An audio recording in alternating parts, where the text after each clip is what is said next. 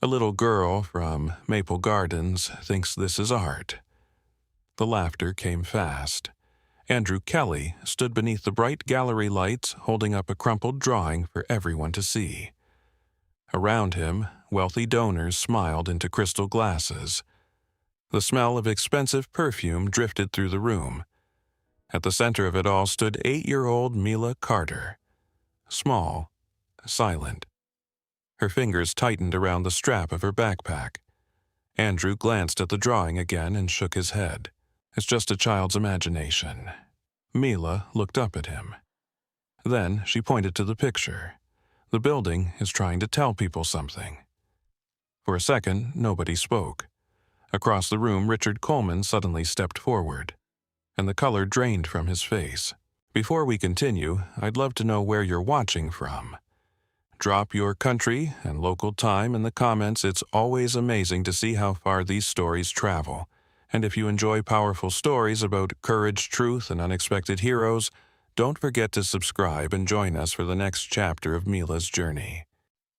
The next morning began with the sound of sirens somewhere in the distance. Mila Carter sat on the narrow windowsill of their apartment, her sketchbook balanced on her knees. Outside, Chicago was waking up.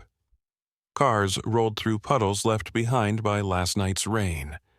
A bus hissed as it stopped across the street.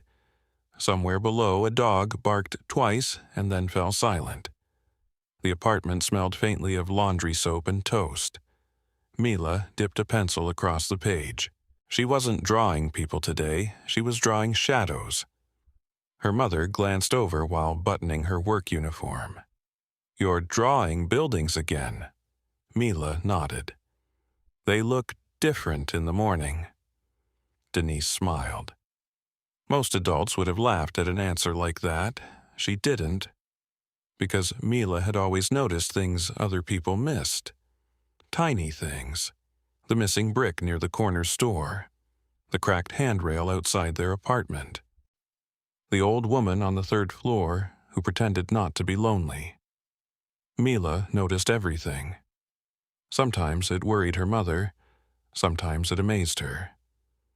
Denise walked over and kissed the top of her daughter's head. "You ready?"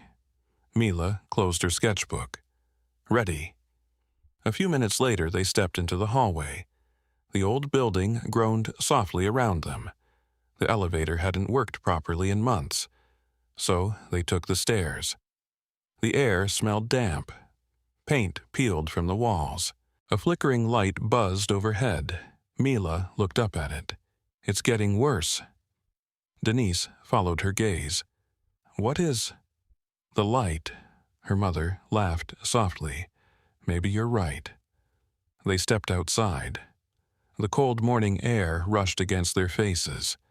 Maple Gardens stretched across several city blocks. Most people who drove past only saw aging buildings. Mila saw stories. She saw children racing bicycles through narrow paths. She saw grandparents sitting by windows. She saw families trying their best. Developers saw something else. Money. A black SUV rolled slowly through the neighborhood. The vehicle carried a large sign on the side. Kelly Urban Development. Denise noticed it too. Her shoulders stiffened slightly. "They've been coming here a lot." Mila watched the SUV disappear. "Why?" Her mother hesitated. Then she answered carefully. "They want to build something new." "What happens to the people here?" Denise adjusted her purse. "I don't know." The answer hung between them. Neither spoke again. 40 minutes later, they arrived at Kelly Tower. The building rose above downtown Chicago like a giant wall of glass and steel. Sunlight reflected from its surface. People hurried through revolving doors carrying coffee and briefcases. Everything looked polished. Perfect. Mila always felt smaller when she stood there. The lobby alone was bigger than her entire apartment floor. The scent of fresh flowers drifted through the air. Water trickled from an indoor fountain. Expensive shoes clicked across marble floors. Denise checked her watch. "Stay close today." I will. Promise. I promise. Denise smiled. Then she disappeared toward the employee entrance. Mila sat quietly near a public seating area.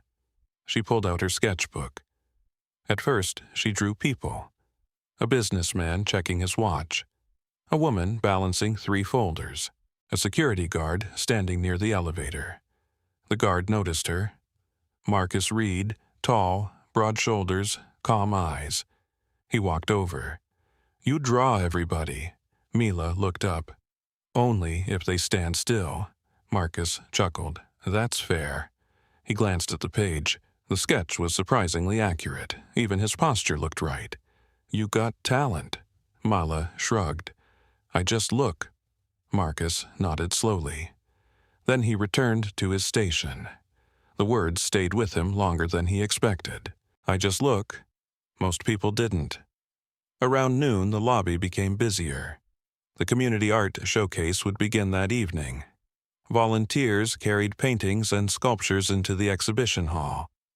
Mila watched with fascination. Color filled the room. Bright reds, deep blues, golden landscapes. The smell of fresh paint mixed with coffee from a nearby catering table. For a moment she forgot where she was. Then she noticed an older woman arranging framed artwork. Silver hair, kind eyes, soft green scarf, Evelyn Parker. The retired art teacher looked up and spotted Mila watching. Would you like to come closer?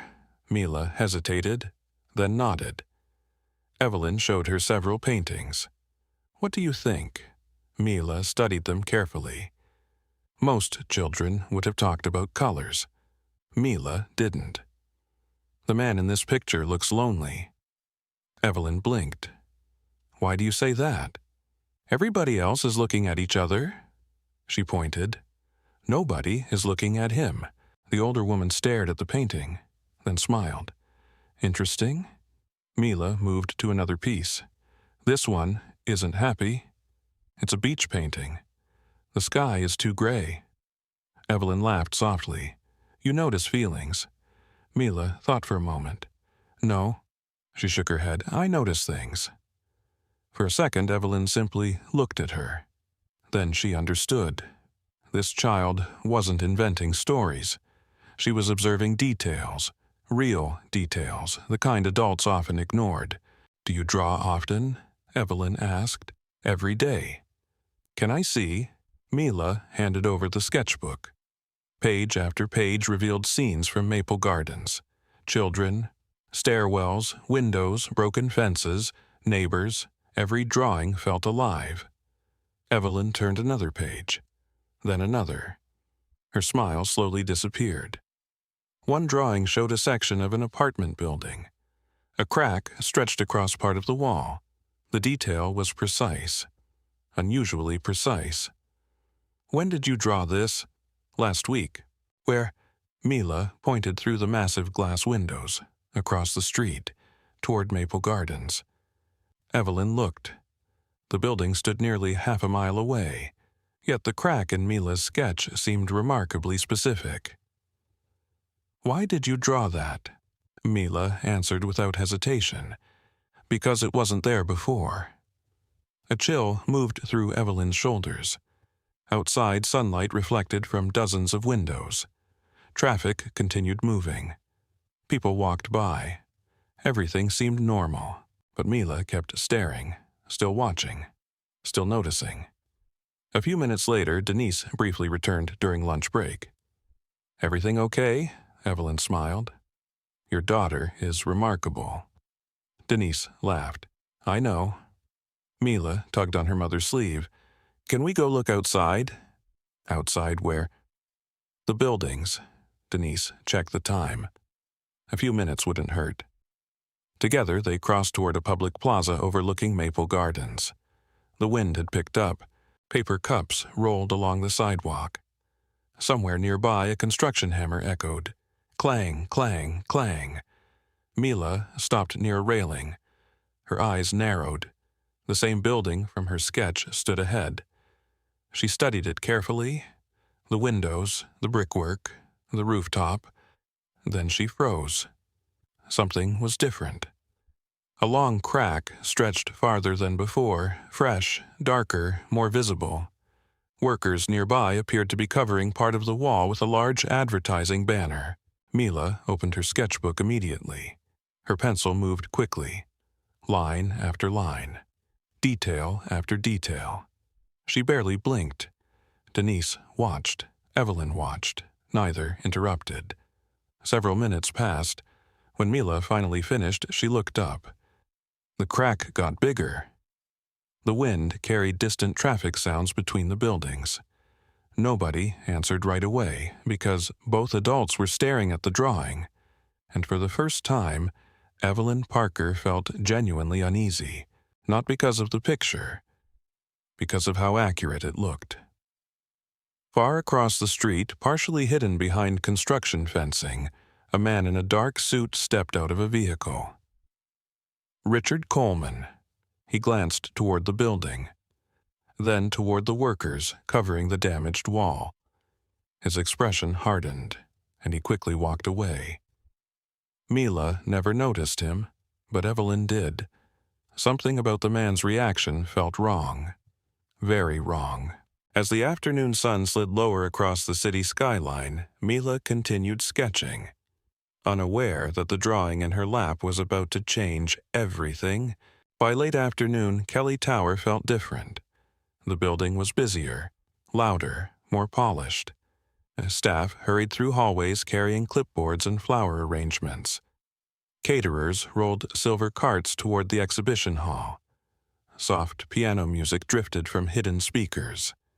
The community art showcase would begin in less than 3 hours. Mila sat near a window overlooking Maple Gardens. The sunlight had started turning golden. Her sketchbook remained open. She couldn't stop looking at the building. Something about it bothered her. Not because it looked old. Most buildings in Maple Gardens were old. This felt different. The crack seemed wrong, like a sentence that didn't belong in a story. Evelyn Parker approached carrying 2 cups of hot chocolate. She handed one to Mila. Artist fuel. Mila smiled. The cup felt warm against her cold hands. Thank you. Evelyn sat beside her. For several moments, neither spoke. They simply watched the city. Cars moved through intersections. Pedestrians crossed busy streets. The wind pushed loose leaves across the sidewalk below. Then Mila pointed. There. Evelyn followed her finger. Workers stood beside the damaged building. One man was fastening a large banner across part of the wall. Another was adjusting metal fencing. The damaged area was becoming harder to see. Why would they cover it? Mila asked. Evelyn looked carefully. I don't know. But she had a feeling. And she didn't like it. Mila opened her sketchbook again. The sound of pencil scratching paper filled the silence. She worked quickly, confidently, adding details. The banner, the fencing, the crack, the windows above. Evelyn watched in amazement. Most children drew what they imagined. Mila drew what she observed. Every line had purpose. Every shadow meant something. 20 minutes later, Denise returned from work. Her shift would continue into the evening because of the event. She looked exhausted. A few loose strands of hair had escaped her bun. You've been drawing all day. Mila nodded. Almost. Denise laughed softly. You make it sound like a job. It is. The answer made Evelyn smile. Denise glanced at the newest sketch. Then she frowned. The crack looks bigger. Mila looked up. It is bigger. Her mother studied the drawing again. The certainty in her daughter's voice unsettled her. Not because Mila sounded dramatic, because she sounded calm. Too calm, as if she were simply describing the weather. Across the city, inside a luxurious conference room on the 42nd floor, Andrew Kelly was preparing for the evening. Several executives sat around a long glass table. Documents covered the surface: charts, budgets, development plans. At the far end sat Richard Coleman. Perfect suit, perfect smile, perfect confidence. The presentation screen displayed a giant image of Maple Gardens. "Our redevelopment project remains on schedule," Richard said. He clicked to the next slide. Modern apartment towers appeared. Retail spaces, parks, coffee shops. Everything looked beautiful. Everything looked expensive. Andrew studied the images silently. "What about resident concerns?" Richard answered immediately. "Handled." "Safety inspections?" "Passed." "Structural reports?" "All approved." Andrew nodded. The answers sounded smooth, almost rehearsed. Still, he moved on. He had dozens of other issues demanding attention. The art showcase, investors, charity partnerships, public relations. Maple Gardens was only one item on a very long list. Richard relaxed slightly. The meeting ended. Executives began filing out. Andrew remained behind, looking through the windows. The city stretched endlessly beneath him. Sometimes he missed being able to focus on one thing at a time. Success had made life larger, but not necessarily simpler. Meanwhile, downstairs volunteers continued setting up the gallery. Paintings covered white display walls. Spotlights illuminated sculptures. Guests had already begun arriving. The smell of fresh flowers mixed with expensive perfume. Mila wandered carefully through the exhibit. Each piece told a different story. Some showed landscapes, others showed city streets. One displayed a portrait of an elderly man. Mila stopped in front of it. "He misses someone." Evelyn looked surprised. "How do you know?" "He kept the wedding ring." The older woman leaned closer. The ring was barely visible. Most people would never have noticed it. Evelyn shook her head. "You really do see things." Mila shrugged. "I just look." Those words stayed with Evelyn, because more and more they seemed important. As evening approached, final preparations began. A young volunteer collected artwork from local participants. Children's drawings, student projects, community submissions. Everything would be displayed in a special section. The volunteer carried several stacks at once. Too many stacks. One accidental bump, one distracted turn, and everything changed. The volunteer stumbled, papers slid everywhere, drawings scattered across the floor. Several people rushed over to help. The artwork was gathered quickly, sorted quickly, filed quickly. No one noticed the mistake. Not then, not yet. Mila's newest drawing ended up mixed with a group of featured community submissions. The pile was later transported toward the main gallery display. Far more visible than originally intended. Far more important. Across the room, Marcus Reed noticed the confusion. He almost said something. Then another guest needed assistance. The moment passed. Hours later, the exhibition officially opened. The room glowed beneath warm lighting. Hundreds of guests filled the gallery. Conversations echoed from every direction. Glasses clinked, cameras flashed. Andrew Kelly finally entered. The atmosphere changed immediately. People straightened, conversations shifted. Attention followed him wherever he walked. He greeted donors, shook hands, accepted congratulations. Everything appeared effortless. But his eyes remained sharp, always observing, always evaluating. As he moved through the exhibition, assistants presented selected artwork for recognition. Some pieces would receive grants. Others would receive scholarships. The showcase mattered, at least officially. Meanwhile, Mila stood near the back of the room beside her mother and Evelyn. She had no expectations, no dreams of winning. She simply wanted to look. That was enough. Then, something unexpected happened. A gallery coordinator hurried toward Andrew carrying a stack of featured community artwork. These are the final submissions we'd like you to review." Andrew accepted the stack. One by one, he examined the pieces. Landscapes, portraits, abstract paintings. Then he stopped. His hand froze. A child's drawing stared back at him. A building, a crack, construction fencing. A warning hidden inside ordinary details. Andrew frowned. The drawing looked strangely serious, too serious. Nearby, Richard Coleman glanced over. At first, he barely paid attention. Then he saw the image. The color slowly left his face. His smile vanished. His eyes locked onto the paper. For a split second, panic flashed across his features. Real panic, the kind no one could fake, but only one person noticed, Marcus Reed, standing across the room, watching. Richard quickly recovered. Too quickly, he stepped forward. "Just a child's sketch," but his voice sounded tighter than before. Andrew looked from the drawing to Richard, then back again. Something felt odd. The room buzzed with conversation. Nobody else seemed aware. Nobody except Marcus. And perhaps Evelyn, because she had noticed Richard's reaction too. The gallery lights reflected across the drawing's surface. For a moment, the crack looked almost real. Andrew studied it, then turned the page over. A name appeared in careful handwriting. Mila Carter, the little girl from Maple Gardens, the little girl who had spent the entire day watching, observing, recording. Without realizing it, her drawing had just entered the center of the room.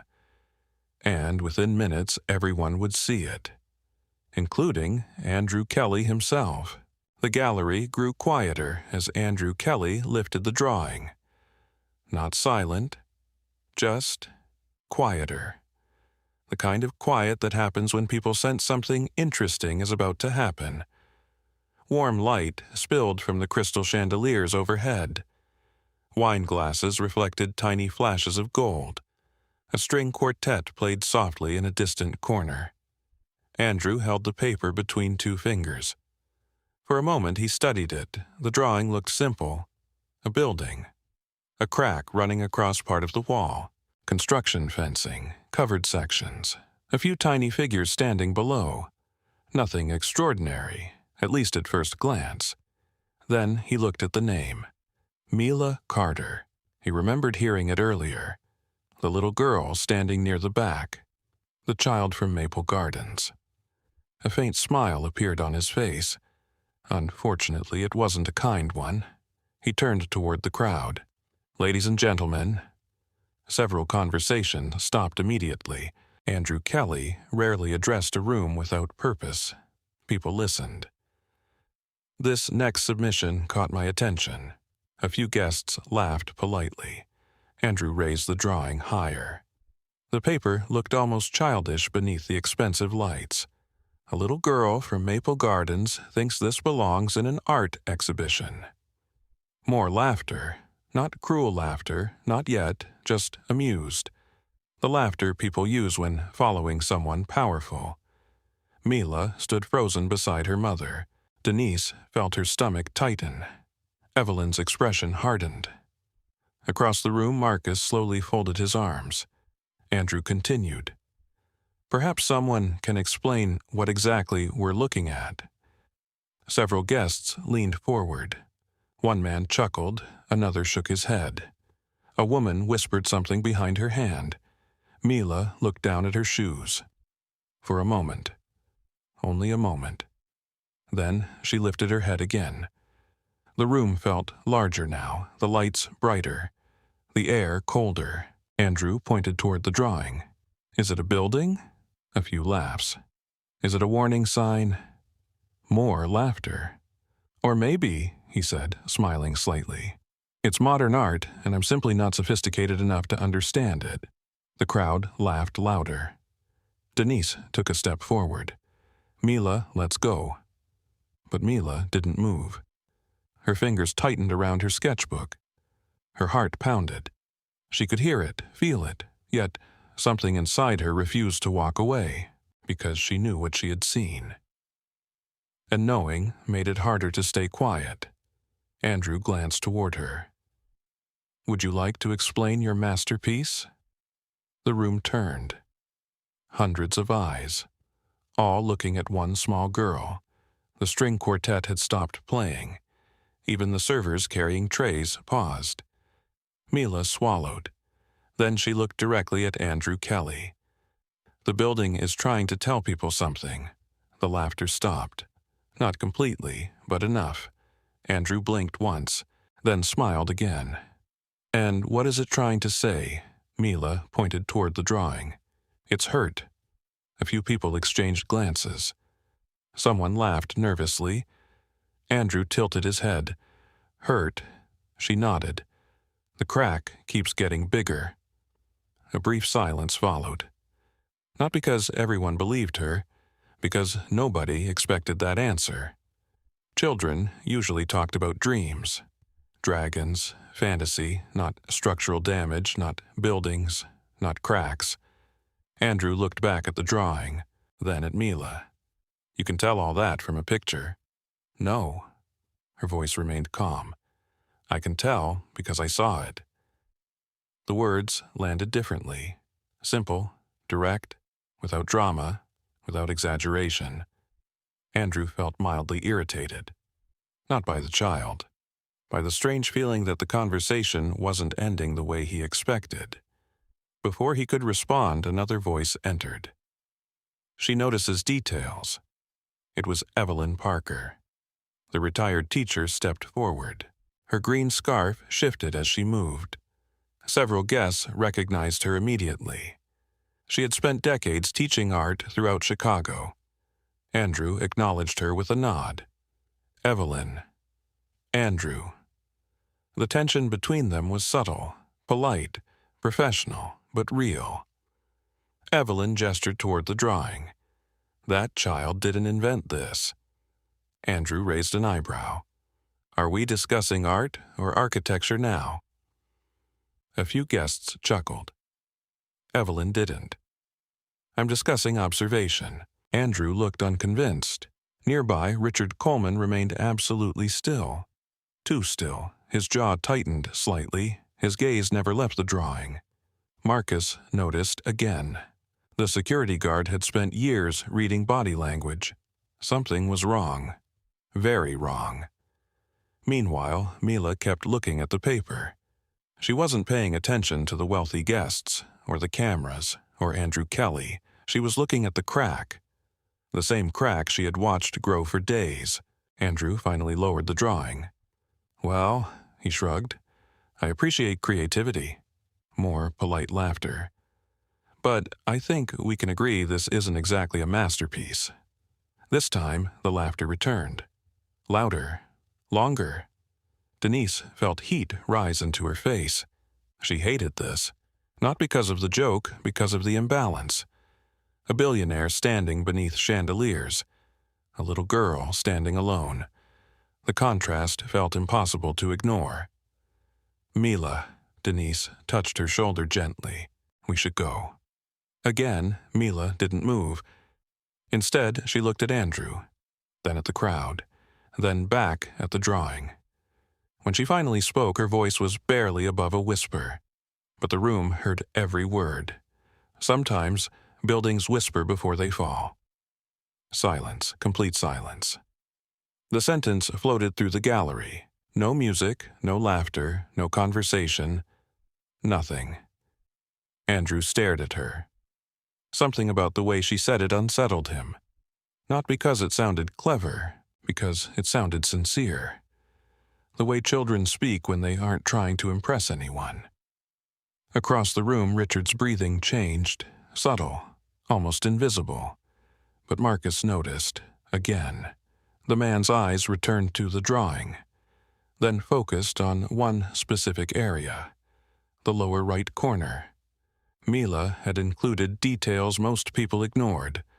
A maintenance door, temporary fencing, a warning marker. Specific details, accurate details. Richard stepped forward. Too quickly. "That's enough." The words came sharper than intended. Several heads turned. Andrew looked surprised. Richard immediately forced a smile. I mean, he laughed awkwardly. We're giving far too much attention to a child's sketch. The explanation sounded reasonable. Yet something felt off. Evelyn sensed it, Marcus sensed it, even Andrew sensed it. Richard extended a hand. Let me see that. Andrew handed over the paper. The executive studied it closely. His face remained controlled, professional. But a tiny muscle twitched near his jaw. Then again, then again. Mila noticed. She always noticed. You've seen it before. The words escaped before she could stop them. Richard looked up immediately. What? The building, Mila pointed. You've seen it. A nervous laugh escaped someone in the crowd. Richard forced a smile. Of course I've seen it. I manage the redevelopment project. But Mila wasn't looking at his smile. She was looking at his eyes. People lied with their mouths, not always with their eyes. You knew where the crack was. Now the room felt different, heavier. The air itself seemed tense. Denise stepped forward quickly. Mila! But the girl continued staring at Richard. The executive folded the drawing. Once, then again, too fast, too rough, almost as if he wanted it gone. That reaction caught Andrew's attention immediately. Why destroy a harmless picture? Unless it wasn't harmless. A strange feeling crept into Andrew's chest, the same feeling that appeared during bad business deals, the feeling that something important was hiding beneath the surface. Richard noticed Andrew watching him. For the first time all evening, genuine concern appeared in his eyes. Only for a second. Then it vanished, but the damage was done. Andrew had seen it, and once Andrew Kelly became suspicious, he rarely let things go. The gallery remained silent. Nobody seemed sure what should happen next. Then Richard folded the drawing one final time, and what he saw inside made his expression change completely. Because hidden within Mila's sketch was a detail that should not have been there. A detail only someone familiar with confidential site reports would recognize. And Richard knew it immediately. The little girl had somehow drawn it perfectly. Nobody spoke for several seconds. The gallery lights seemed brighter now, too bright. The folded drawing remained in Richard Coleman's hands. He stared at it, then stared again. His fingers tightened around the paper. A small movement, almost invisible. But Andrew Kelly noticed, so did Marcus Reed and Evelyn Parker. People who spent years reading others often learned one important lesson. Fear looked different from person to person, but it always left traces. Richard was leaving traces. Andrew stepped closer. What did you see? Richard looked up immediately. What? In the drawing. Richard forced a laugh. There isn't anything to see. His answer came too quickly. Andrew extended his hand. Then let me see it. For a moment, Richard hesitated. Only a moment. Then he handed the paper back. Andrew unfolded it carefully. The room remained silent. Even the servers carrying trays seemed unwilling to move. Andrew studied the drawing. At first, he saw the same things everyone else saw. The crack, the fencing, the covered section. Then he noticed something smaller. Near the maintenance entrance. A faded yellow symbol, barely visible. A tiny marking most people would overlook. Andrew frowned. What is this? Mila looked. The spray paint? Yes. I saw it last week, Richard immediately interrupted. It means nothing. Again. Too quickly, too aggressively. Several guests exchanged glances. Andrew slowly lowered the drawing. Why are you so concerned about a child's picture? Richard's smile returned, but this time it looked forced. I'm not concerned. You seem concerned. A few people shifted uncomfortably. Nobody wanted to be standing between a billionaire and one of his top executives during an argument. Richard laughed. The sound echoed strangely. "This is ridiculous." Then he looked directly at Mila. The smile vanished. "What exactly do you think you saw?" The question felt different, sharper, more personal. Denise immediately stepped closer to her daughter. Mila noticed, so did Andrew. The little girl looked at Richard for several seconds. She wasn't intimidated, not because she was brave, because she genuinely didn't understand why he seemed angry. "I just drew what was there." Richard folded his arms. "And what was there? The crack. What else? The banner. What else? The locked door." The room became quiet again. Richard's eyes narrowed. "What locked door?" Mila pointed to the drawing. "That one." Andrew leaned closer. Sure enough, a side exit appeared near the lower corner. A chain stretched across it. The detail was tiny, almost hidden. Evelyn stepped beside him. "I didn't notice that." Mila shrugged. The chain was shiny. The answer sounded simple, childlike, but it carried weight. Because she wasn't inventing details. She was remembering them. Richard felt sweat forming beneath his collar. He could feel the conversation drifting somewhere dangerous, and he hated it. The project couldn't survive scrutiny, not now. Not this close to approval. Millions of dollars depended on everything staying exactly as planned. He looked towards Denise, then toward Mila. An idea appeared, simple, cruel, effective. "Andrew," he said calmly, "I think we're forgetting something." Andrew waited. Richard gestured toward Mila. "She's 8 years old." A few guests nodded. Children imagine things. More nods. They misunderstand what they see. Someone murmured agreement. Richard relaxed slightly. The room was beginning to move back toward him, toward logic, toward authority. He continued, "Maybe we shouldn't treat every sketch like evidence." The tension eased. People laughed quietly. A few smiles returned. Denise lowered her eyes. She had heard this kind of thing before. Adults trusted adults. Children were expected to stay quiet, especially children from neighborhoods like Maple Gardens. Andrew seemed uncertain. Part of him agreed. Part of him didn't. Then Mila spoke again, softly. "Then why were workers covering it?" The room froze. Richard's jaw tightened. "What?" "The crack." She pointed toward the window overlooking Maple Gardens. "Why hide it if it wasn't important?" Nobody laughed this time, because it was a fair question. A very fair question. Richard searched for an answer.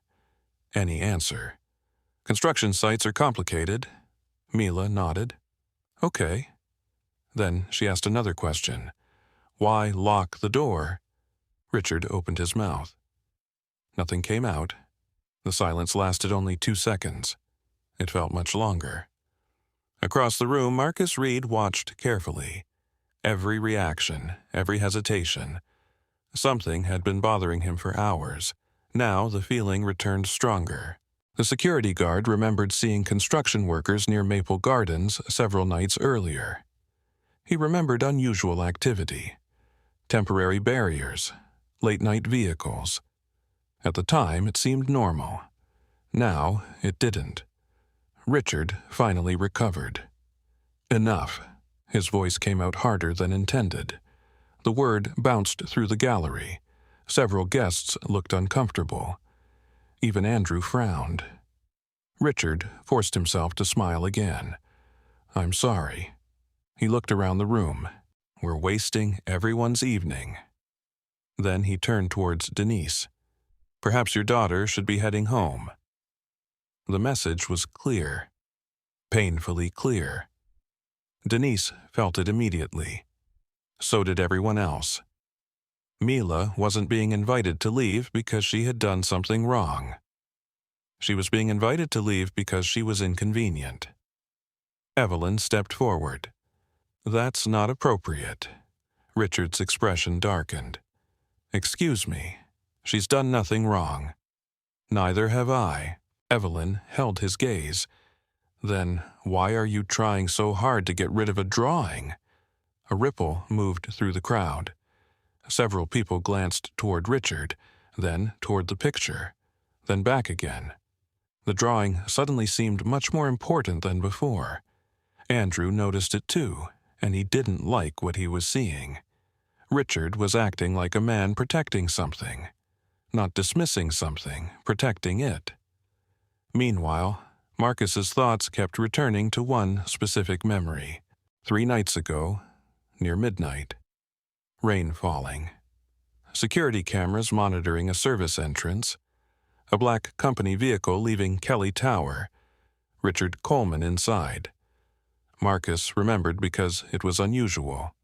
Executives rarely drove themselves, especially that late. At the time, he hadn't questioned it. Now he did. The memory lingered. Growing. Building. Then another detail surfaced. The vehicle had returned nearly 2 hours later, covered in mud. Marcus felt a chill. Slowly, he reached for the phone attached to his belt. Not to call anyone, just to check something, a possibility, a memory, a record. Across the room, Richard noticed the movement. For a fraction of a second, their eyes met. Marcus saw it.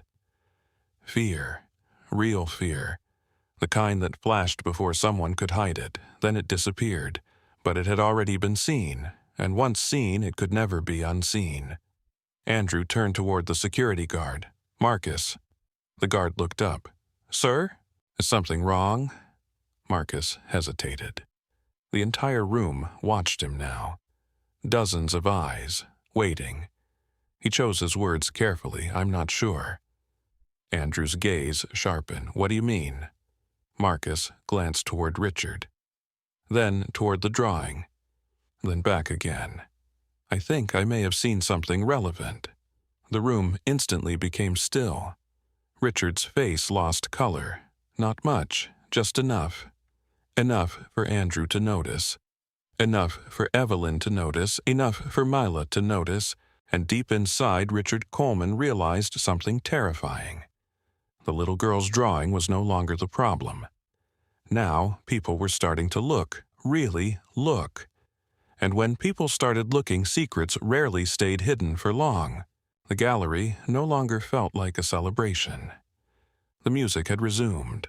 Soft, elegant, carefully chosen. Yet something underneath had changed. People still smiled, still held glasses of wine, still admired paintings. But conversations now carried a different tone. Curiosity, suspicion, unease. Andrew Kelly stood near one of the tall windows overlooking downtown Chicago. The city lights had begun to appear beyond the glass. Thousands of tiny lights. Thousands of stories. Normally that view calmed him. Tonight it didn't. Behind him, guests continued discussing the strange little drawing, and the stranger little girl who had created it. Andrew loosened his tie slightly. A small gesture, one nobody noticed, except Evelyn Parker. She had known Andrew for nearly 20 years, not closely, but long enough. Long enough to recognize when something was bothering him. And something clearly was. Across the room, Richard Coleman had regained some composure, at least on the surface. He was speaking with investors. Smiling, laughing, performing confidence. But every few minutes his eyes drifted back toward Mila, toward the drawing, toward Andrew, always checking, always measuring. Andrew noticed.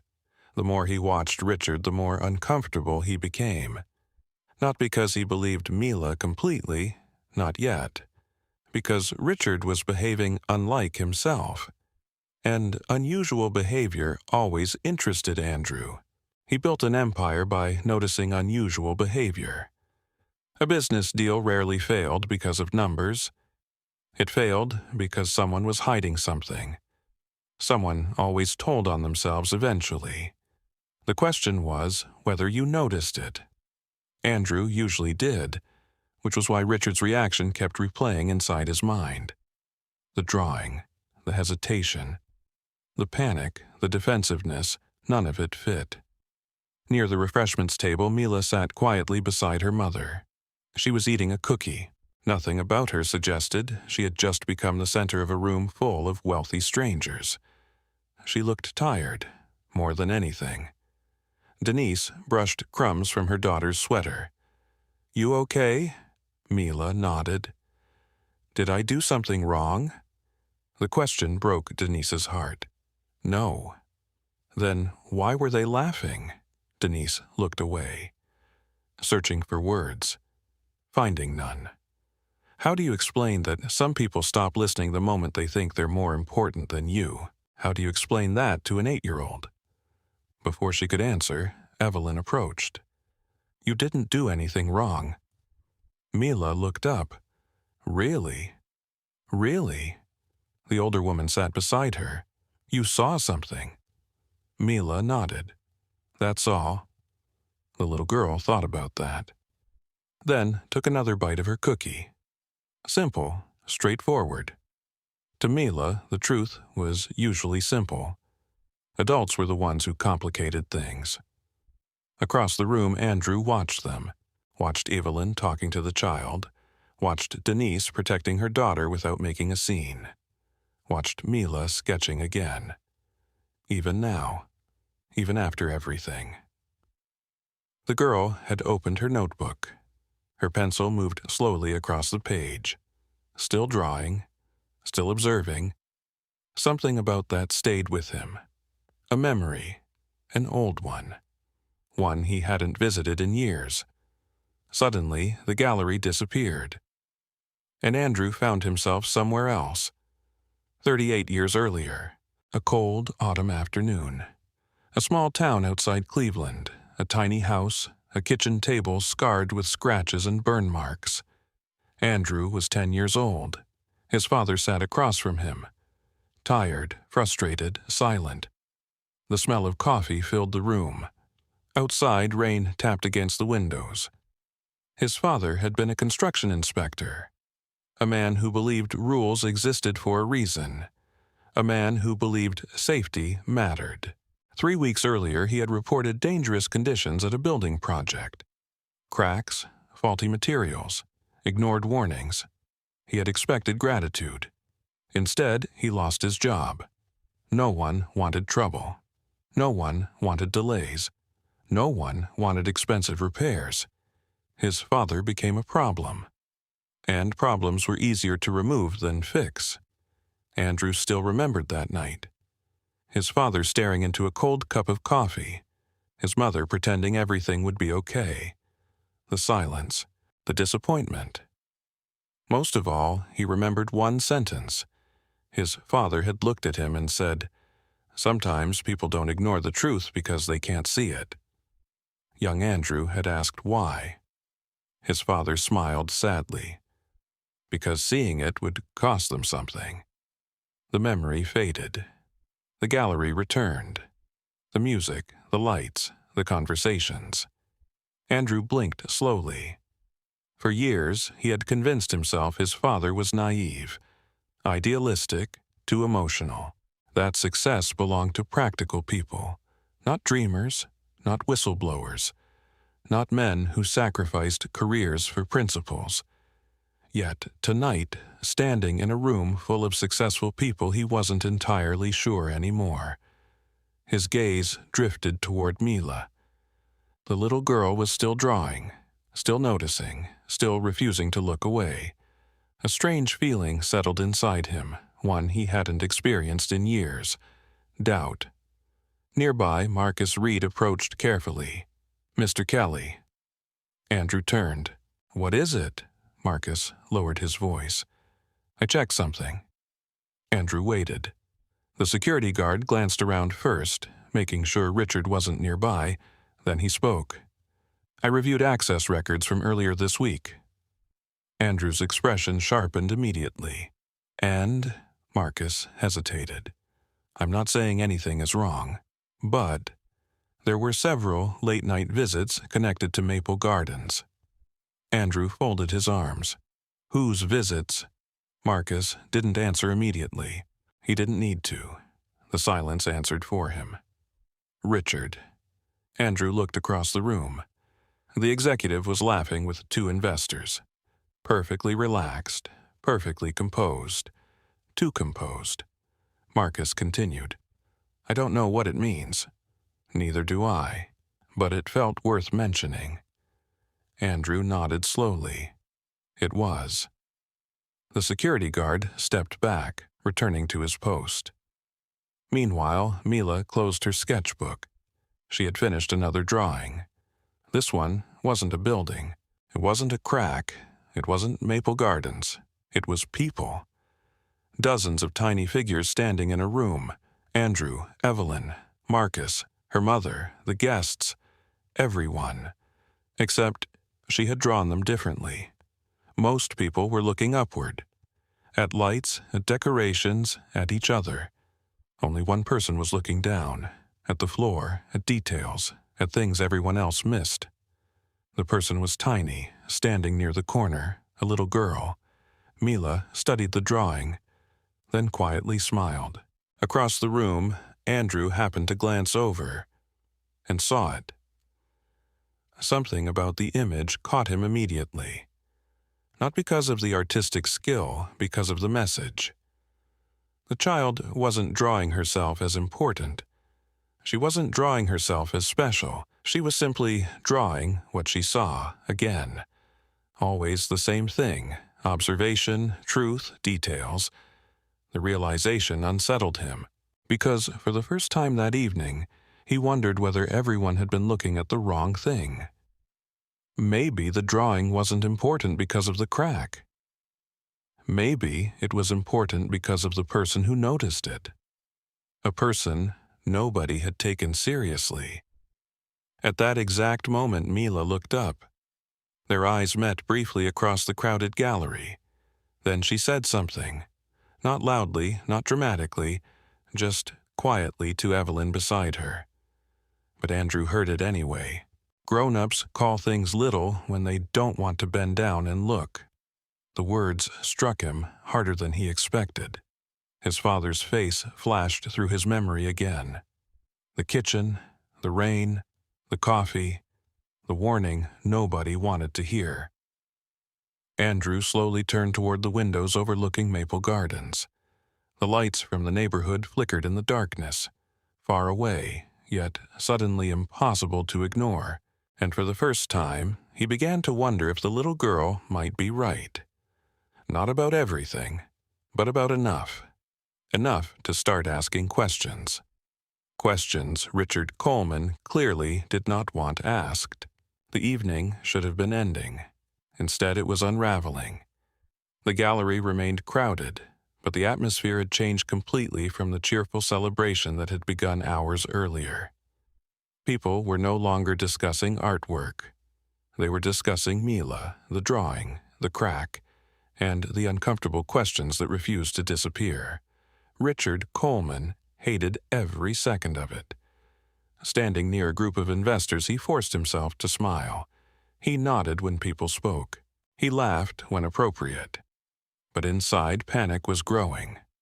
Not because of the little girl, because of attention. Attention was dangerous. Attention led to questions. Questions led to investigations. Investigations led to discoveries.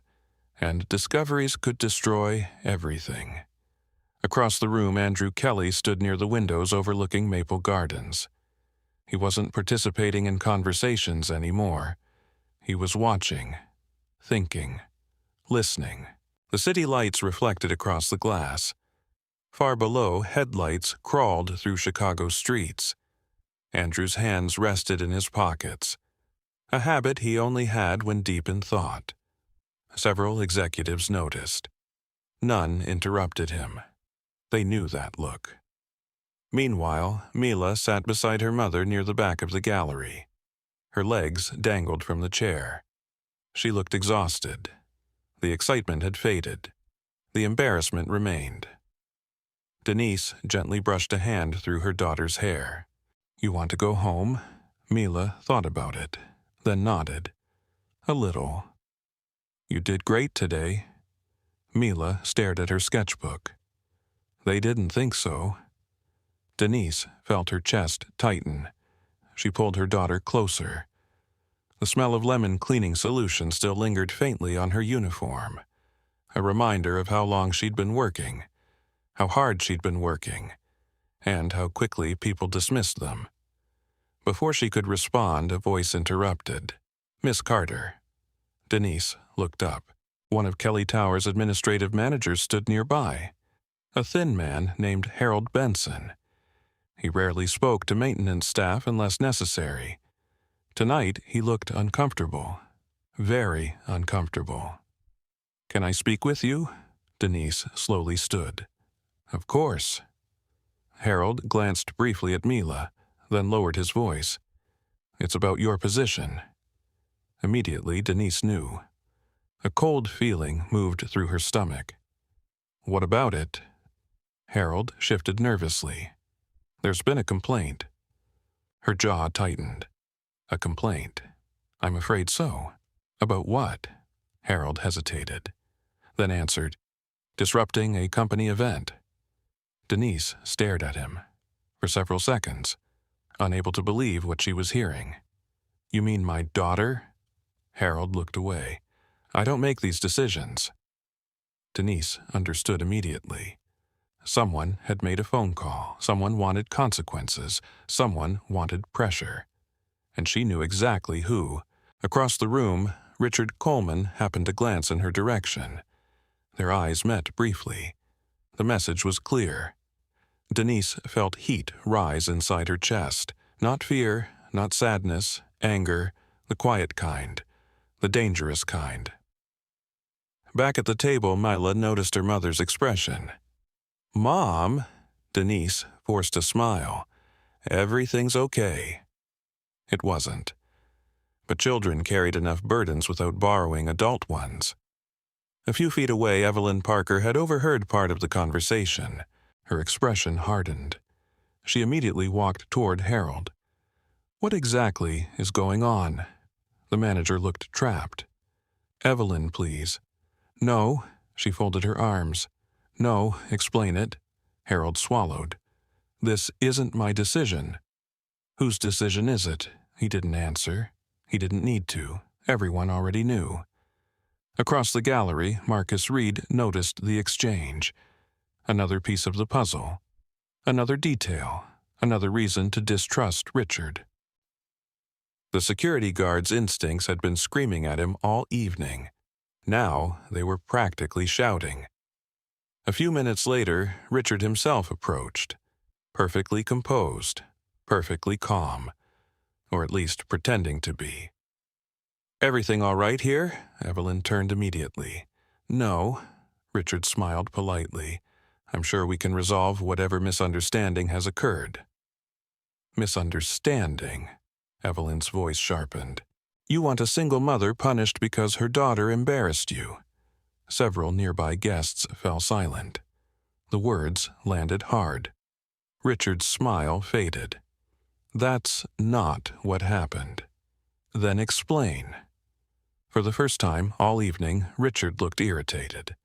Not dramatically, just enough. Enough for people to notice, enough for people to wonder. The conversation was becoming public, and Richard hated public conversations he couldn't control. Meanwhile, Andrew had begun walking toward them. Slowly. Observing, listening. He hadn't heard everything, but he had heard enough. The tension pulled attention from every corner of the room. People stopped pretending not to watch. Servers paused. Guests turned.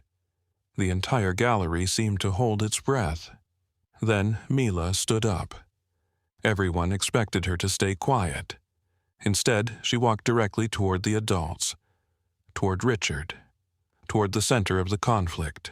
Denise reached for her. Mila? But the little girl was already moving. She stopped several feet from Richard. The executive looked down. What is it? His tone remained controlled. Yet his eyes were colder now. Mila looked at him carefully, the same way she looked at buildings, the same way she looked at drawings, studying details, not words, details. "Are you mad?" The question caught him off guard. A few people exchanged glances. Richard forced a smile. "Of course not." Mila tilted her head. "You look mad." Several guests tried not to laugh. Andrew almost smiled. Richard didn't. "I'm not mad." "Okay." Mila nodded. Then she looked toward Maple Gardens through the glass windows. "The building still looks sick." The smile disappeared completely. Richard's jaw tightened again. Mila noticed again. Before anyone could speak, a loud sound suddenly echoed across the city. Thud. The noise rolled through the night air, deep, heavy, unnatural. The gallery fell silent. Everyone turned toward the windows. Another sound followed. Crack. This one louder, much louder.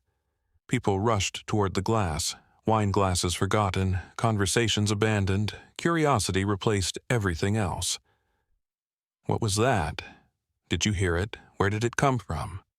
Andrew moved quickly toward the window. Richard froze. For a second, genuine terror flashed across his face. No mask, no performance. Just fear, raw and immediate. Marcus saw it.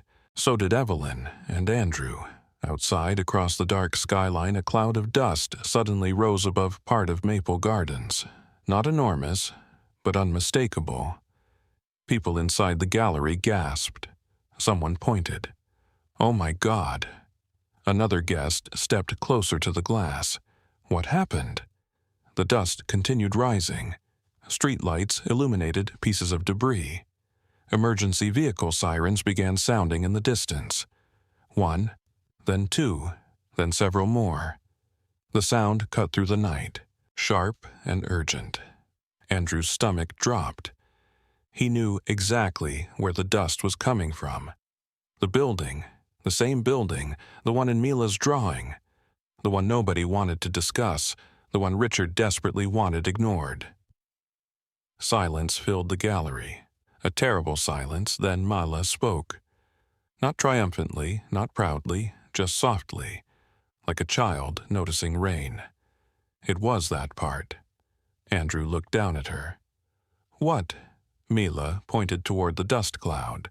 "The part behind the banner." Every hair on Andrew's arm stood up, because she wasn't guessing. She knew. And suddenly, everyone realized the same thing. The little girl hadn't imagined anything. She had seen something real, something dangerous, something that had just happened. Outside, sirens grew louder, closer, faster. People rushed toward the exits. Phones appeared. News alerts began spreading. And standing in the middle of the gallery, Richard Coleman felt the ground disappearing beneath him. Because for the first time all night, the truth was no longer hidden behind drawings. Now it was visible to everyone. And the worst part was this. The disaster had happened exactly where Mila said it would. For several seconds, nobody moved. The gallery stood frozen beneath the chandeliers. Every eye remained fixed on the rising cloud of dust above Maple Gardens. The distant sirens continued screaming through the night. Closer now. Faster. Urgent. The elegant atmosphere that had filled Kelly Tower all evening vanished instantly. People stopped thinking about artwork, stopped thinking about speeches, stopped thinking about appearances. Something real had happened. And everyone knew it. Andrew Kelly stepped closer to the glass. His reflection stared back at him. Beyond it, emergency lights flashed red and blue against the dark Chicago streets. The damaged building stood partially hidden behind dust and debris. Not collapsed, not completely, but something had clearly broken loose. Something serious. What exactly happened? One guest whispered. Nobody answered, because nobody knew, yet. Around the room, phones appeared, news apps, camera feeds, live videos. People searched desperately for information. The quiet panic spread quickly. Near the back of the gallery, Denise wrapped an arm around Mila. The little girl remained unusually calm. Not because she wasn't frightened, because she was focused, looking, watching, trying to understand. The same thing she always did. Beside them, Evelyn Parker stared through the glass. Her heart pounded. The cold feeling she'd carried all evening was growing stronger. Much stronger. Across the room, Marcus Reed moved toward a security monitor station. His training took over automatically. When something happened, gather information. Verify facts. Stay calm. But even Marcus couldn't ignore what he'd just witnessed. The building from Mila's drawing. The exact building. The exact location. The exact area. The coincidence felt impossible. Meanwhile, Richard Coleman remained completely still. Far too still. The color had drained from his face. Sweat glistened near his temples. His breathing had become shallow. He looked less like an executive, more like a man watching his future collapse. Andrew noticed, again, and this time he couldn't ignore it. Every person in the room seemed concerned. Richard looked terrified. There was a difference, a very important difference. A television mounted near the gallery entrance suddenly switched to a local news channel. Someone had changed it. The volume increased. A reporter appeared on screen. The image shook slightly. The camera operator was clearly moving. "We are receiving reports of a structural incident at Maple Gardens." The gallery fell silent. Emergency crews have arrived on scene. The footage switched. Dust, flashing lights, police tape, crowds gathering. People gasped. A woman near the television covered her mouth. Another guest whispered a prayer. The reporter continued. "Early information suggests a section of exterior masonry detached from the upper levels of Building 7. Building 7. Mila immediately looked toward her sketchbook. That was the building. The same one. The exact one. Andrew felt something tighten inside his chest. He glanced toward the drawing, then toward Maple Gardens, then back again. His mind refused to stop comparing them. The placement, the angle, the damaged section. Everything matched. Not perfectly, but far too closely. Near the television, several guests began discussing it. "That's unbelievable. How could she know? Maybe somebody told her." Who would tell an 8-year-old? Nobody had an answer, because none of the obvious explanations made sense. Across the room, Richard suddenly stepped forward. Too fast, too urgently. "We need to be careful." The words came out sharp. Everyone turned toward him. The executive immediately softened his tone. "We don't know all the facts." Andrew stared at him. "No one said we did." Richard forced a smile. "Exactly." His hands moved constantly now, adjusting his jacket, straightening his cuffs, small nervous gestures, tiny betrayals. Andrew saw every one of them. Evelyn saw them too. So did Marcus. The room was beginning to notice. A dangerous development for Richard, very dangerous. The television continued broadcasting. The reporter spoke again. "We can confirm there have been no reported fatalities." A collective breath moved through the gallery. Relief, visible relief. Denise closed her eyes briefly. Thank God no one had died. At least not tonight. The reporter continued. "However, city inspectors are expected to examine the property immediately." Richard's shoulders tightened. Just slightly. But Andrew saw it. Inspectors. That word mattered a lot. For the first time, Andrew wondered whether Richard feared the damage itself, or what inspectors might discover afterward. Nearby, Marcus finally reached the security station. He accessed internal camera records. Several screens illuminated the dark room. Rows of footage, dates, times, locations. The security guard began searching. Patiently, methodically, the way he always did. 3 nights ago, late evening. Service exit. Black company SUV. There, Marcus found it. The footage appeared on screen. He leaned closer. The timestamp glowed beneath the image. 11:47 p.m. Rain fell across the parking area. A black SUV exited Kelly Tower. The driver's face appeared briefly beneath a security light. Richard Coleman. Marcus felt his stomach tighten. He continued reviewing. Minute after minute, the vehicle eventually returned. 1:56 a.m., almost 2 hours later. Mud covered part of the tires. The rear bumper looked dirty. Marcus frowned. Why visit Maple Gardens that late? Why hide it? And why had Richard become so frightened tonight? The questions multiplied.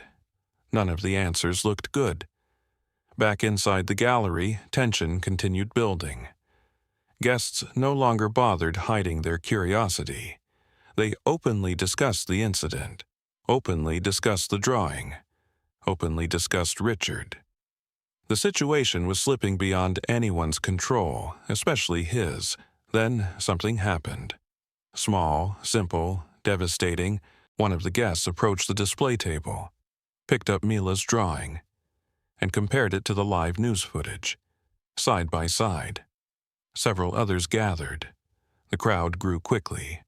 10 people, then 20, then 30. Whispers filled the room. The similarities were obvious, painfully obvious. A construction banner, a damaged section, a fenced area, the positioning, the shape, even the location of the fallen masonry. Someone finally said what everyone was thinking. That's exactly where it happened. Silence followed. Heavy silence. The kind that changes everything. Andrew slowly approached the group. People stepped aside without speaking, without being asked. He looked down. The drawing rested beside a paused image from the news report. For several seconds, he simply stared. Then he heard a voice. Mila's voice. Quiet. Gentle, behind him. I wasn't trying to win. Andrew turned. The little girl stood beside her mother, holding her sketchbook. She looked tired, confused, sad, but not proud, not triumphant, just honest. I just didn't want anybody to get hurt. The words hit harder than anything else that evening, because they contained no agenda, no ambition, no manipulation, only concern. Pure concern. Andrew looked away, toward Maple Gardens, toward the flashing emergency lights, toward the building, and suddenly he realized something important. Everyone had spent hours arguing about whether Mila's drawing was art. Nobody had asked a much more important question. Why had she been paying attention when nobody else was? At that exact moment, Richard's phone vibrated. The executive glanced down. His expression changed instantly. Fear. Real fear. Not panic, not anxiety, fear. Andrew saw it. And this time, Richard couldn't hide it. Because whatever message had just appeared on that screen terrified him far more than a child's drawing ever could. Richard Coleman lowered his phone immediately. Too quickly. Too nervously. Andrew Kelly saw it. So did Marcus Reed. The message had lasted only a few seconds, but whatever appeared on that screen had shaken him.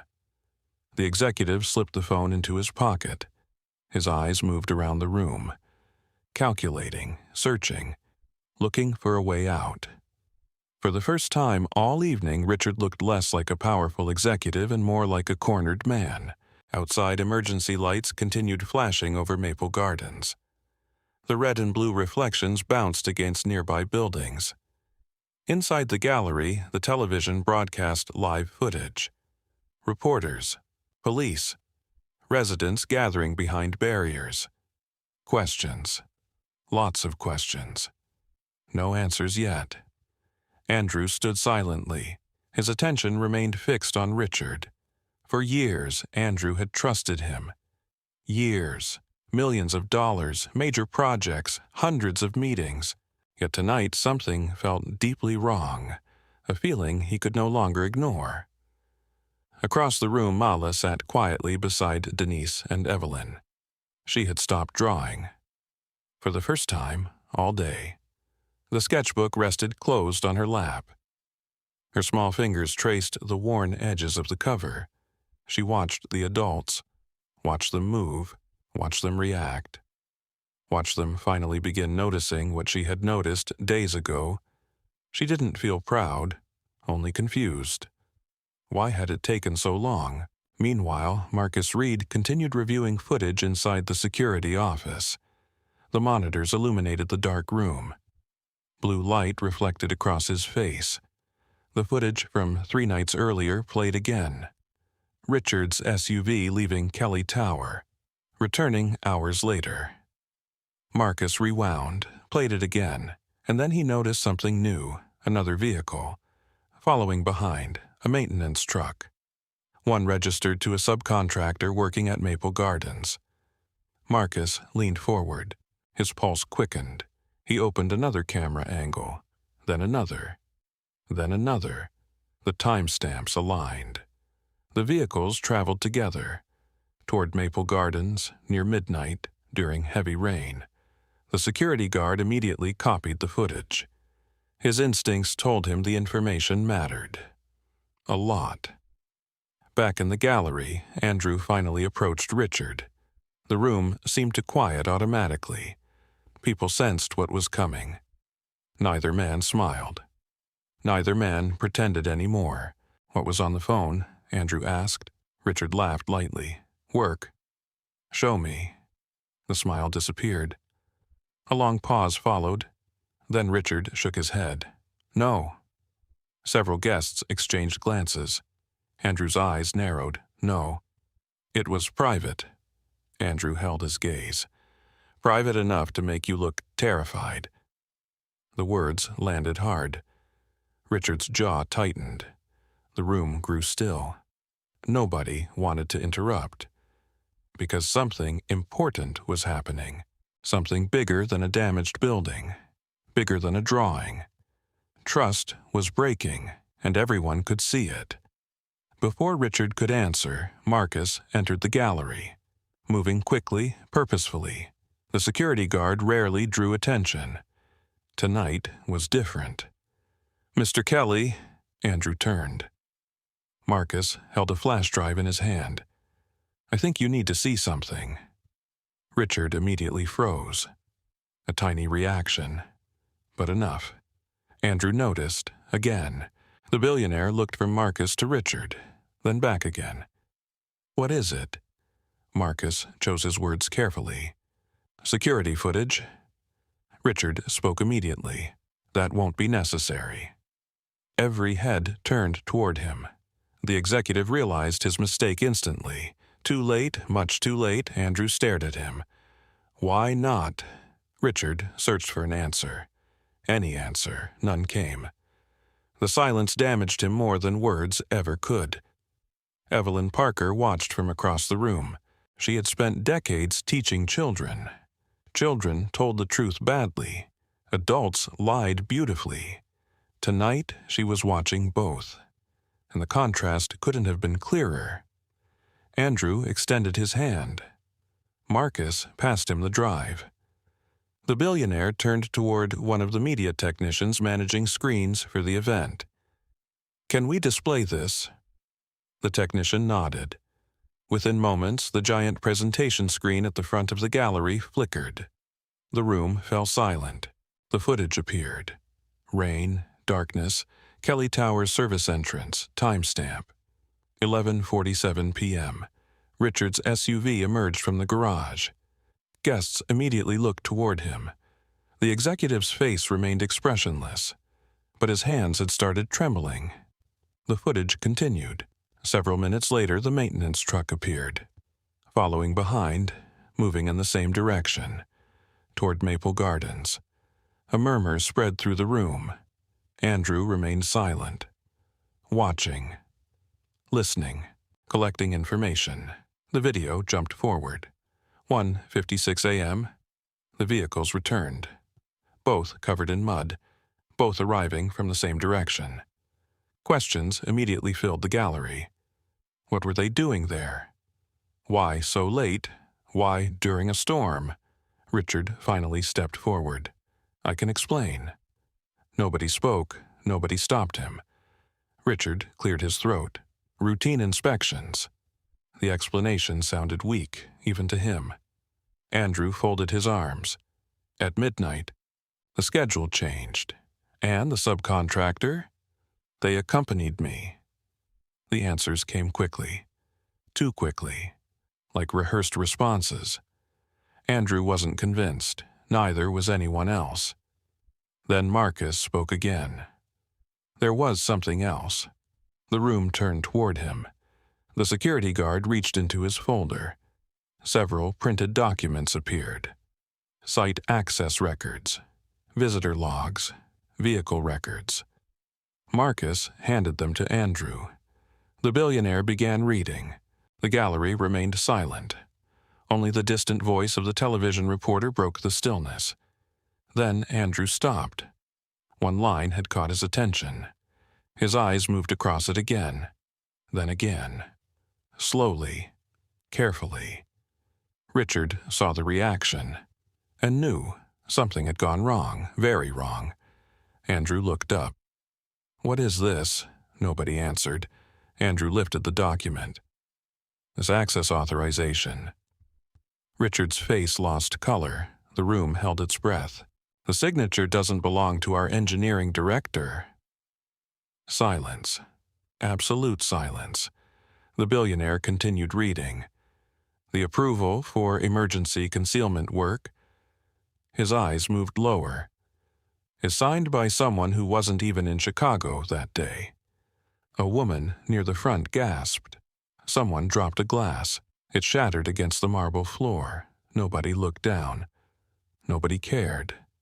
Because every eye was fixed on Richard. The executive opened his mouth. Nothing came out. The forged approval sat projected on a giant screen behind him. Visible to everyone, investors, employees, guests, reporters who had begun entering the building. Everyone. And suddenly, the room understood. This wasn't about a child's drawing anymore. This was about fraud. Andrew slowly lowered the document. His voice became colder than anyone had heard all evening. Tell me I'm wrong. Richard remained silent. Tell me this signature is legitimate. Still silence. The executive's breathing grew heavier. His carefully built image was beginning to crack. Just like the building. Just like the wall. Just like every lie that survives only while nobody looks too closely. Across the room, Mila watched quietly. She didn't fully understand forged signatures, or corporate approvals, or legal documents. But she understood one thing. Adults were finally looking, really looking, the way she always had. And sometimes that was enough. Andrew stared at Richard, waiting. The entire room waited with him. Then the executive finally spoke. Not a denial, not an explanation, a mistake, a terrible mistake, because in his panic he forgot to be careful. He forgot to stay silent. And he said the one thing he should never have said. The damaged section was supposed to stay covered until Monday. The words escaped before he could stop them. Instantly, the room froze. Andrew's eyes narrowed. Evelyn's mouth fell open. Marcus looked away, almost unable to believe it. Richard realized what he had done. Too late, much too late, because nobody had mentioned Monday. Nobody. Yet, somehow, Richard knew exactly how long the damaged area was supposed to remain hidden. The silence after Richard's words felt endless. The damaged section was supposed to stay covered until Monday. Nobody moved. Nobody spoke. The sentence hung in the air like broken glass. Sharp, dangerous, impossible to ignore. Richard realized his mistake immediately. His face drained of color. His mouth opened slightly, then closed again. Too late. Everyone had heard him. Andrew Kelly stared at him. Not blinking, not speaking. Just staring. The billionaire had spent decades negotiating contracts, managing crises, and reading people. He knew what a confession looked like. This wasn't a full confession, but it was close enough. Close enough to destroy trust. Close enough to change everything. Across the gallery, several guests began whispering. The whispers grew, spread, multiplied, like ripples moving across water. Nobody was talking about artwork anymore. Nobody cared about the exhibition. The entire evening had become something else, a reckoning. Andrew finally spoke, slowly, carefully. What exactly was supposed to stay covered until Monday? Richard swallowed. The sound seemed loud in the silent room. You misunderstood. Andrew didn't react. I don't think I did. It was a figure of speech. No. Andrew shook his head. It wasn't. And the executive looked around desperately, searching for support, finding none. Investors avoided eye contact. Employees looked uncomfortable. Even longtime colleagues remained silent, because nobody wanted to stand beside a man whose story was falling apart. Meanwhile, reporters had started arriving. Word traveled quickly in Chicago. A structural incident, a major development project, a billionaire, a possible cover-up. The story practically wrote itself. Cameras appeared near the entrance, microphones, notebooks, questions, lots of questions. Richard noticed them. Panic flashed across his face again. Andrew saw it, and finally reached a decision. The billionaire turned toward the crowd. His voice carried easily across the room. Effective immediately, all redevelopment activity at Maple Gardens is suspended. Gasps spread through the gallery. Several investors exchanged shocked looks. Richard stepped forward. Andrew, the billionaire raised a hand. The executive stopped speaking. For the first time in years, Andrew wasn't asking for Richard's opinion. He was issuing an order. We will conduct an independent structural review. Silence. We will cooperate fully with city inspectors. More silence. And we will review every document connected to this project. Richard looked like a man watching his house burn. The room understood why. Because honest reviews rarely frightened honest people. Andrew continued. No resident will be forced to leave Maple Gardens until that review is complete. Several reporters immediately started writing. Cameras flashed, questions erupted. What about existing contracts? What happens to the project? Was there a cover-up? Andrew ignored them. For now. His attention remained fixed on one person, Richard Coleman. The executive's carefully constructed image was collapsing, piece by piece, exactly the way the damaged wall had collapsed, not all at once, just enough to expose the truth beneath it. A security officer approached quietly, then another. Marcus had already contacted corporate legal counsel. Standard procedure, at least officially. Unofficially, everyone understood what was happening. The situation had moved beyond embarrassment, beyond public relations, possibly into criminal territory. Richard noticed the approaching officers. His breathing grew heavier. You can't do this. Andrew looked at him calmly. I already did. You have no proof. The words sounded hollow. Even Richard seemed unconvinced. Andrew glanced toward the giant screen, the forged authorization, the vehicle records, the timeline, the contradiction. Then he looked back. We have enough questions. That answer was worse, because questions lead to investigations, investigations lead to evidence, and evidence doesn't care about excuses. Across the room, Mila sat quietly beside her mother. She didn't fully understand the legal implications. She didn't understand corporate liability or fraud investigations or development contracts. What she understood was simpler. The adults were finally listening. Denise squeezed her daughter's hand. Pride filled her chest, not because Mila had proven anyone wrong, because Mila had refused to stop telling the truth, even when nobody believed her, even when people laughed, even when powerful people told her she was mistaken. The little girl had simply kept telling what she saw. Evelyn Parker sat beside them, watching everything unfold, watching Andrew, watching Richard, watching the room itself change. The retired teacher smiled faintly. Truth often moved slowly, painfully slowly, but eventually it moved. That lesson had carried her through decades of teaching. Tonight, she watched it happen again. A few minutes later, city officials arrived. Not inspectors yet, preliminary investigators. They immediately began speaking with witnesses, collecting names, collecting statements, collecting timelines. Richard was escorted into a private conference room. Not arrested, not yet, but no longer free to control the narrative. His influence was shrinking by the minute. Meanwhile, reporters surrounded Andrew. Questions flew from every direction. Did your company know about structural concerns? When were you informed? Will residents be relocated? What role did Mr. Coleman play? The billionaire answered carefully, honestly, more honestly than many expected. We are reviewing the facts. We will cooperate fully. Resident safety comes first.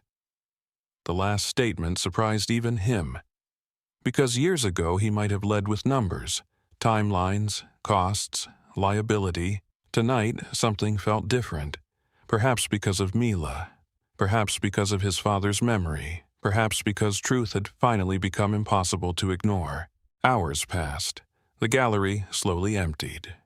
The artwork remained on the walls, forgotten, unnoticed. Outside, emergency crews continued working at Maple Gardens. Fortunately, no lives had been lost. Several residents had been evacuated. The damaged section remained secured. A disaster had been avoided. Barely, very barely. Near midnight, the crowd finally began dispersing. Reporters left, guests departed. Employees cleaned up. Only a handful of people remained. Andrew stood alone near the display table. Mila's drawing still rested there. Protected now. Respected now. He studied it again. Not as art, not as evidence, as observation. A child had looked carefully enough to see what dozens of professionals ignored, or perhaps chose not to see. That thought stayed with him. A few minutes later, he looked around the nearly empty gallery. Mila and Denise were preparing to leave. Evelyn stood nearby. Marcus spoke quietly with investigators. The night felt strangely calm. Then Andrew made a decision, one that surprised even himself. He walked toward Mila. The little girl looked up. Their eyes met. For the first time that evening, there was no crowd, no audience, no reporters, no performance. Just two people. One powerful, one overlooked. Andrew crouched slightly so they were at eye level, something he rarely did. "Can I ask you something?"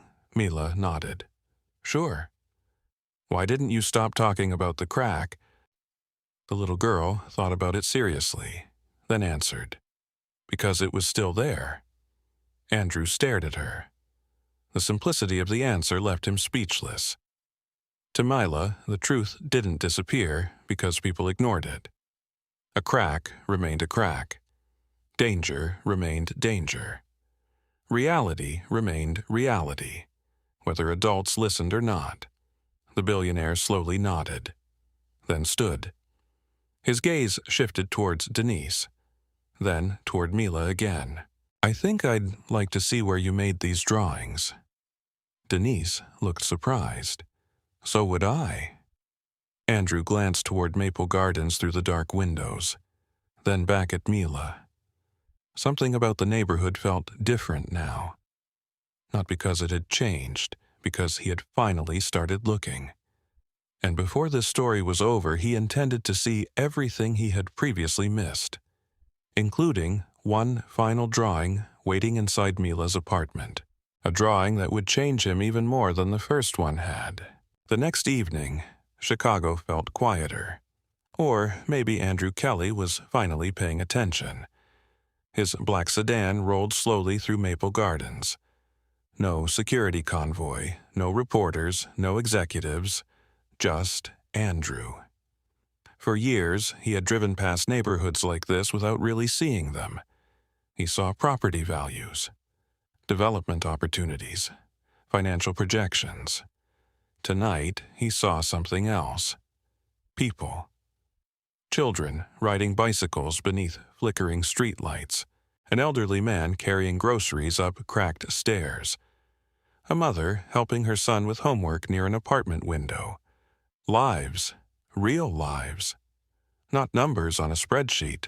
The car stopped outside Mila's building. Andrew stepped out. The evening air carried the scent of rain-soaked concrete. Somewhere nearby, a radio played soft jazz. The building looked older than he remembered. Older than it should have. Paint peeled from the walls. Rust marked the railings. Yet warm light glowed from several windows. Life persisted here. Despite everything. Denise opened the apartment door a few moments later. She looked surprised, even though Andrew had called ahead. Part of her still couldn't believe he had actually come. "Mr. Kelly." "Andrew is fine," she smiled politely. "Come in." The apartment was small, simple, clean, a couch, a kitchen table, family photographs, nothing extravagant. Nothing designed to impress. Andrew felt strangely comfortable. More comfortable than he had felt in his penthouse for months. Then he noticed the wall. A large drawing hung above the table. Framed carefully. Protected. Loved. His footsteps slowed. The image immediately caught his attention. It wasn't a building. It wasn't a crack. It wasn't Maple Gardens. It was Denise. Mila's mother. The woman stood in the drawing holding a mop, cleaning the floor inside a tall office building. Sunlight streamed through giant windows. People in expensive suits walked past her. Most didn't look her way, but Mila had drawn something remarkable. Every person in the picture looked rushed, distracted, focused on themselves. Only Denise appeared fully present, fully human, fully seen. Andrew stared at it. For a long time, Mila sat at the kitchen table, coloring quietly. She noticed him looking. "That's my favorite one." Andrew nodded slowly. "It's beautiful." The little girl smiled. "Mom doesn't think so." Denise laughed. "I never said that." "You said your hair looked funny." Andrew found himself smiling. Then he looked back at the drawing. Something inside him shifted. Again, the child hadn't simply noticed damaged buildings. She noticed people others ignored, people others overlooked. The drawing wasn't about cleaning floors. It was about dignity, respect, value. Things money couldn't buy. Andrew remembered the night before. The laughter, the mocking, his own voice. A little girl from Maple Gardens thinks this is art. The memory felt ugly now. Embarrassing. He walked towards Mila, then crouched beside her chair. The same way he had in the gallery. Eye level, respect, the way conversations should begin. "I owe you an apology." The room became quiet. Mila looked up. "For what?" Andrew took a breath. "For not listening." The little girl considered that, then shrugged. Lots of people didn't listen. The answer somehow made it worse. Because she wasn't angry, she had simply accepted it. As though being ignored was normal. That realization hurt, more than criticism ever could. Andrew nodded slowly. "You're right. A silence followed. Comfortable. Honest. Then Mila returned to coloring. Conversation finished, just like that. Children often moved on faster than adults. Andrew wished he could do the same. Over the following weeks, everything changed. Not overnight, not magically, not perfectly, but genuinely. Independent inspectors completed their review. The findings were serious. Several maintenance concerns had been hidden. Safety recommendations had been delayed. Documentation had been altered. The investigation expanded. City authorities became involved, then state authorities. Eventually, Richard Coleman resigned. Soon after, formal charges followed. Fraud, falsified records, concealment of safety violations. The evidence spoke for itself, especially after investigators uncovered additional emails and reports. The truth Richard tried to bury had surfaced, exactly as Andrew's father once predicted. Truth had a way of surviving, even when inconvenient, especially when inconvenient. Meanwhile, Andrew made decisions that surprised many people.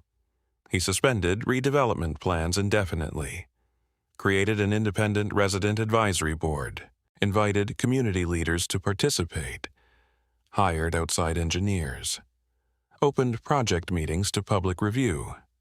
Some investors hated it, others supported it. Andrew no longer cared. For the first time in years, he wasn't trying to protect a project. He was trying to do it correctly. The difference mattered. Months later, Maple Gardens remained standing. Repairs were underway. Families remained in their homes. Safety came first. Not profits, not deadlines.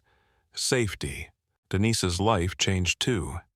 Not through charity, not through miracles, through opportunity. Andrew offered her a position within the Kelly Foundation's Community Outreach Division. A stable job, better pay, regular hours. She accepted. Not because she needed rescuing, because she had earned respect. The distinction mattered deeply to her, and to Andrew. Marcus Reed received recognition for his professionalism. Evelyn Parker joined a new community arts initiative. Her experience became invaluable. The program expanded across Chicago. Then came the following spring. The annual Community Art Showcase returned. Same building, same gallery, same bright lights, but a very different atmosphere. This time, residents from Maple Gardens attended as honored guests. Children displayed artwork throughout the hall. Families walked proudly among the exhibits. No one laughed, no one mocked, no one dismissed. Near the center of the gallery stood a framed drawing, the same drawing. The crack, the building, the warning, the picture that changed everything. A small plaque sat beneath it. Title, "The Building Was Telling the Truth." Artist Mila Carter visitors stopped constantly. Some studied the details. Others read the story beside it. Many simply stood quietly, thinking, reflecting, remembering. That evening, Andrew stepped onto the stage. The room settled. Hundreds of people listened. Among them sat Mila, Denise, Marcus, Evelyn, residents, employees, friends, neighbors. Andrew looked toward the little girl, then toward the audience.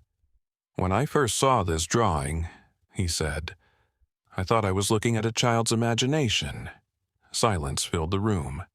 I was wrong. The words carried weight. Because powerful people rarely admitted mistakes publicly. Andrew continued, "I wasn't looking carefully enough." He glanced toward Mila. "She was?" The audience applauded. Mila immediately looked embarrassed, which made people smile. Then Andrew stepped off the stage. No dramatic speech. No grand finale, just honesty. Afterward, visitors gathered around the exhibit. Several children asked Mila questions. She answered politely. Then one boy asked something unexpected. "How did you know?" Mila thought for a moment, then smiled, the same simple smile she always had. Truth doesn't get bigger when adults believe it. The room became quiet. She looked at her drawing, then back at the boy. It's already true. For a moment, nobody spoke, because there was nothing to add. The lesson was complete. The truth had always been there. Someone simply needed the courage to keep pointing at it. This is a work of fiction created for storytelling and entertainment purposes. Sometimes the people we overlook are the very people we should be listening to most carefully. Wisdom does not belong only to those with wealth, titles, education, or power. It can come from a child, a worker, a neighbor, or anyone willing to pay attention when others look away. Mila's story reminds us that truth is not determined by status. A fact remains a fact whether it comes from a billionaire or an 8-year-old girl holding a sketchbook. Too often, people dismiss others before hearing them judging their value by where they live, what they wear, or how much influence they have. Yet real character is revealed not by position, but by honesty, courage, and integrity. The story also teaches that kindness is more than generosity. True kindness means respecting people, listening carefully, and correcting mistakes when we discover them. Andrew's greatest transformation was not giving money or creating programs. It was learning to see people he had previously overlooked. If this story touched your heart, share your thoughts in the comments. Have you ever been ignored when you knew something was true, or has someone unexpected taught you an important lesson in life? We'd love to hear your experience. And if you enjoy stories about truth, courage, justice, and the value of every human being, don't forget to subscribe and join us for more inspiring journeys. This is a work of fiction created for storytelling and entertainment purposes.